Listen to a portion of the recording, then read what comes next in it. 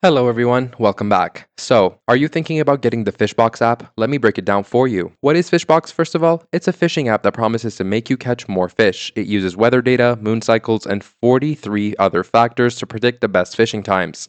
The app also shows you fishing spots on a map, lets you log your catches, and teaches you how to tie knots. The free version gives you basic weather info, some fishing spots, and knot tutorials. That's nice. But if you go premium, you get detailed fishing forecasts, best bite times, and access to their AI assistant. Some users say the predictions are actually pretty accurate, especially for serious anglers who fish a few times a month. The interface looks clean and modern. Here's the problem though, most of the useful features are locked behind a paywall. The free version is basically just a weather app. You need to pay $7 a month, $30 for 6 months, or $36 a year to get the actual fishing forecasts. A lot of users complain that the info you get isn't much different from checking the weather and moon phases yourself for free. The reviews are really mixed as well. Some people love it, others say it's pointless and feel tricked after paying. Many reviewers mentioned that free apps give you the same information. There are also complaints about bugs, customer service issues, and fishing spots not showing up correctly.